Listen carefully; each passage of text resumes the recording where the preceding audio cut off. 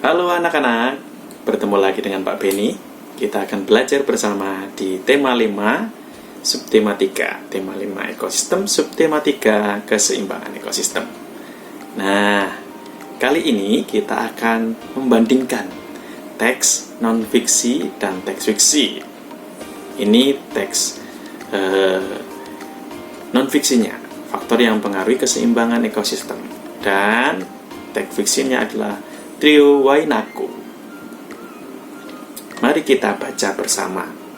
Pak Beni membacakan yang di sini, kalian membaca di dalam hati ya. Oke, faktor yang mempengaruhi keseimbangan ekosistem. Keseimbangan ekosistem dapat terwujud jika jumlah komponen biotik dan abiotik seimbang. Apa yang akan terjadi jika jumlah komponen tidak seimbang?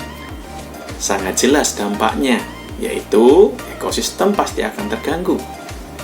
Dapat juga dikatakan keseimbangan ekosistem terganggu. Penyebab terganggunya ekosistem dibedakan menjadi dua, yakni faktor alami dan faktor aktivitas manusia. Faktor alami yang menyebabkan terganggunya keseimbangan ekosistem adalah bencana alam, seperti letusan gunung berapi, banjir, badai, tanah longsor, dan tsunami. Sementara faktor manusia yang mengganggu keseimbangan ekosistem diantaranya adalah penebangan hutan, pembakaran hutan, perburuan liar, penggunaan pupuk kimia yang berlebihan, serta pencemaran lingkungan. Nah, oleh karena itu, kita harus selalu menjaga kelestarian lingkungan agar ekosistem tetap terjaga. Itu teks pertama tentang teks non-fiksi. Sekarang kita bandingkan dengan teks yang kedua.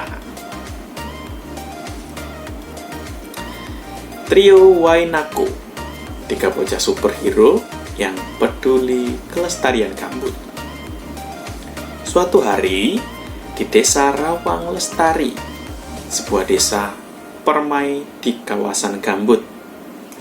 Desa ini memiliki kekayaan alam yang melimpah. Hutan dan tanaman tumbuh bermanfaat, tumbuh subur. Daratan serta perairan sungai dan rawa menyediakan sumber penghidupan bagi seluruh warga desa. Alam yang elok, anak-anak tumbuh riang, warga rukun dan sejahtera. Kedamaian di desa Rawang Lestari mendadak terusik. Langit yang cerah tiba-tiba berubah. Asap tebal dan pekat tampak membumbung di kejauhan. Pertanda telah terjadi kebakaran. Tampaknya yang terbakar adalah hutan gambut di tepi desa. Wahana, Ina, dan Konus yang tengah asik bermain segera siap beraksi. Wahana, Ina, dan Konus segera bertindak. Mereka berubah menjadi 3 bocah super, Trio Wainaku. Tanpa menunda waktu, Wahana melesat ke hutan yang terbakar. Kobaran api telah membesar. Ina memanggil warga desa untuk berkumpul.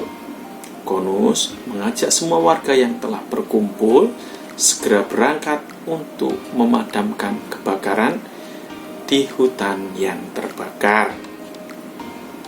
Wahana menggunakan kekuatan super yang mampu membersihkan lahan, membuat jalur pemisah antara lahan yang terbakar dengan yang belum terbakar atau disebut sekat bakar. Sekat bakar berupa jalur yang dibersihkan hingga bebas rumput dan tumbuhan lain agar memiliki resiko kebakaran rendah. Penyebaran api yang menjalar masuk ke bagian tepi sekat bakar akan melambat sehingga dapat memberi kesempatan bagi orang di sekitarnya untuk memadamkan api sebelum menjalar ke tempat lainnya. Dengan kekuatan supernya, Ina segera menebar benih dan bibit tumbuhan penahan api. Tumbuhan penahan api umumnya berasal dari jenis tumbuhan yang banyak mengandung air, tidak mudah terbakar, mampu bertahan hidup meski terbakar, sekaligus mampu mencegah kebakaran makin meluas. Konus pun mengerahkan kekuatan supernya. Dari tangannya keluar air amat banyak hingga mampu membasahi bahkan menggenangi lahan gambut yang sedang terbakar.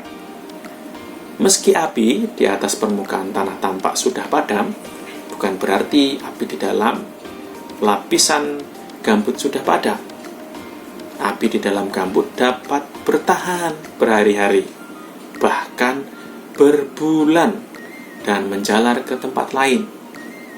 Konus berpesan, apabila terjadi kebakaran di lahan gambut, jangan sirami api yang sedang menyala, tapi genangi lahan yang sedang terbakar maupun lahan yang belum terbakar. Genangi hingga benar-benar basah. Nah, warga desa Rawang Lestari pun bahu-membahu bergotong royong memadamkan kebakaran yang terjadi. Akhirnya, kerjasama seluruh warga desa Rawang Lestari dibantu Trio Wainako berhasil api di lahan gambut padam. Meski lelah, semua warga desa kini merasa lega. Desa pun terhindar dari bencana. Nah, setelah mendengarkan sambil membaca dalam arti teks non-fiksi tadi dan teks fiksi, mari kita bersama membandingkan dengan apa? Dengan mengisi tabel. Nah, sekarang ayo bandingkan teks fiksi dan non-fiksi dengan mencentang pada kolom yang tepat. Nah, centang berarti sesuai, dan silang yang tidak sesuai. Ada ini berdasarkannya bersifat khayalan dan seterusnya sampai rekayasa manusia. Kemudian ini teks tentang faktor keseimbangan ekosistem dan teks Trio Wainako bersifat khayalan. Faktor keseimbangan ekosistem bersifat khayalan? Tidak ya. Yang bersifat khayalan adalah yang Trio Wainako. Nah, bersifat kenyataan, tepat sekali ya. Yang faktor keseimbangan ekosistem teks non-fiksi itu bersifat kenyataan, sedangkan yang Trio Wainako itu bersifat khayalan, makanya disilang. Dongeng, apakah faktor keseimbangan ekosistem dongeng? Bukan ya, dia adalah nyata, jadi salah. Nah, Trio Wainako, iya, ya ada unsur dongeng-dongengnya. Kemudian, kajian keilmuan. Nah, faktor keseimbangan ekosistem, iya betul, merupakan kajian keilmuan. Sedangkan Trio Wainako, dia, ya ini, khayalan. Terakhir, rekayasa manusia. Yang mana? Yang Trio Wainako atau faktor keseimbangan ekosistem? Iya betul ya. Yang rekayasa manusia adalah yang Trio Wainako. Nah, mudah-mudahan anak sudah jelas ya cara membandingkan teks fiksi dan teks non-fiksi. Kalau begitu, Pak Beni rasa cukup untuk pembelajaran hari ini. Tetap jaga kesehatan, selalu patuhi 3M agar kita selalu sehat. Bye-bye. Terima kasih.